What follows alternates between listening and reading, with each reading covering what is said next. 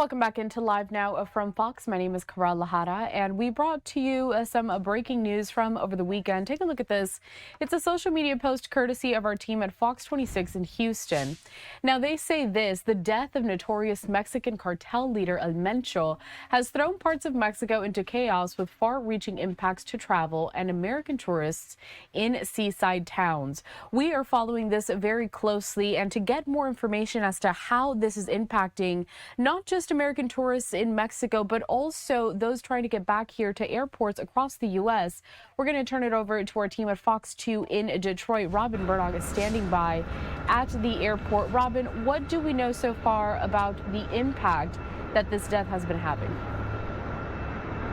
Well, this is certainly affecting airports all across the country, including right here at Detroit Metro Airport. As you know, airlines are either canceling or diverting flights to Mexico right now. Now, we did catch up with two men from the Metro Detroit area who are currently stranded over there. They have been witnessing some of this violence firsthand, and just the images out of Mexico, they are just horrifying. It is frightening. As you know, tourists have been asked to shelter in place after a Mexican cartel leader was killed over the weekend. Cartel members, of course, torching cars and buses and buildings in that area as a result. Again, we did speak by Zoom with two Metro Detroiters who are currently stranded in Puerto Vallarta. They say that the grocery stores, they are running out of everything right now, so they are conserving what they have, and they really are just hoping for the best, hoping that this is resolved soon.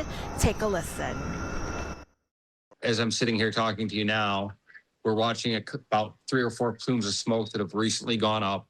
I'm watching a plane go by, which we haven't seen air traffic in hours, and a military-looking helicopter circling. You can see the fires starting in the city right now. These are new fires within the past hour.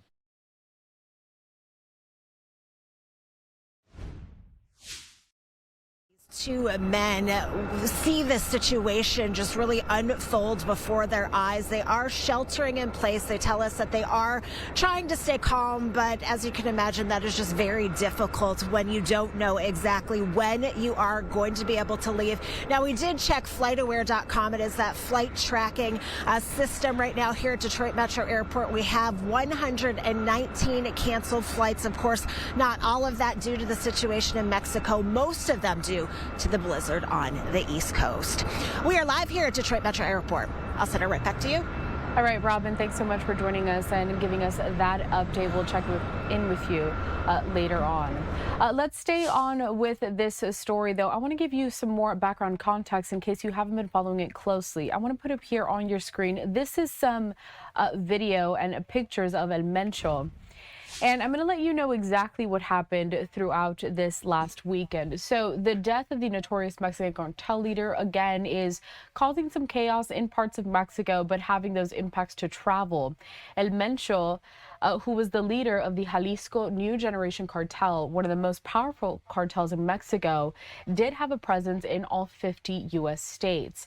Now, according to the U.S. Embassy, the operation was carried out Sunday, so just yesterday, by Mexican special forces, with U.S. authorities providing, quote, complimentary intelligence. During the operation, troops came under fire and killed 4 people at the location. 3 more people, including El Mencho, were wounded and later died. That's according to the statement released. 2 others were arrested in armored vehicles. Rocket launchers and other arms were seized. 3 members of the armed forces were wounded and receiving medical treatment. A member of the National Guard also died during the operation, and 6 other National Guard members died in this operation as well. Now, a jail guard was killed at a lockup in Puerto Vallarta when prisoners rioted, and an agent from the Jalisco State Prosecutor's Office was killed in Guadalajara. A Jalisco state official told the Associated Press. I want to take us out to this too, a social media post courtesy of Caroline Levitt. She is the White House press secretary, and here she is discussing this entire situation. She goes on to say the United States provided intelligence support to the Mexican government in order to assist with an operation in Talpalpa, Jalisco, Mexico, which is with the nemesis El Mencho, an infamous drug lord and leader within the Jalisco New Generation Cartel, was eliminated.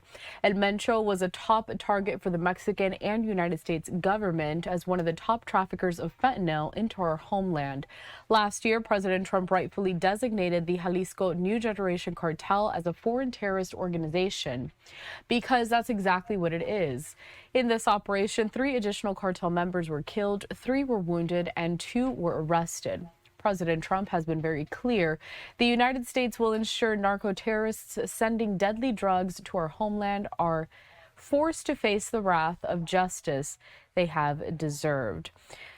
And that was the latest social media post courtesy of White House Press Secretary Caroline Leavitt. We are following this closely. Also, the U.S. State Department warning U.S. citizens in several parts of Mexico to remain in safe places due to the ongoing security operations.